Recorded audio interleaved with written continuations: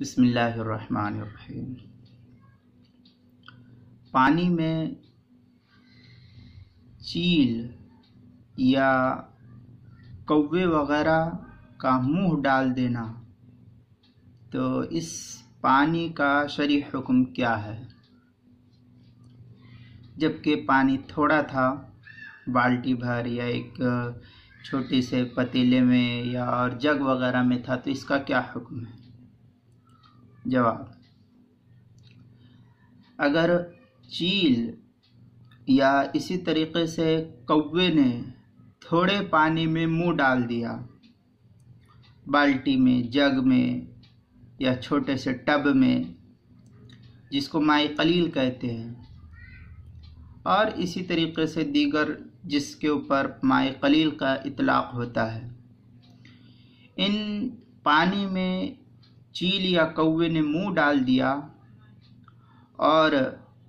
یہ قوی اندیشہ ہے کہ اس کی چونچ میں ناپاک چیز کا اثر ہو، یعنی کوے اور چیل کی چونچ میں ناپاک چیز کا اثر ہو، اس کا قوی اندیشہ ہے۔ مثلا یہ کہ قریب میں جہاں گھر ہے اسی کے ارد گرد قریب میں ہی کسی مردار کا کوئی مردار جانور پڑا ہوا تھا اور اس کو اس چیل یا کوے نے نوچ کر کے کھایا ہو، اور پھر وہاں سے کوے اور چیل نے اس مردار جانور کو نوچ کر کے کھایا، پھر فوراً آ کر کے جو گھر میں ٹب یا بالٹی وغیرہ رکھا ہوا تھا اس میں آ کر کے چونچ ڈبا کر کے پانی پی لیا،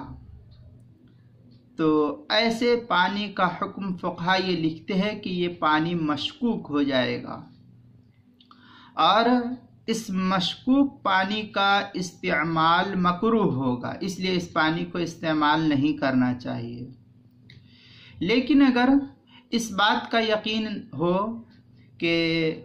ان کی چونچ پر ناپاکی کا بالکل کوئی اثر نہیں ہے، تو ایسی صورت میں اس پانی کو ناپاک نہیں کہیں گے اور نہ ہی مشکوک کہا جائے گا۔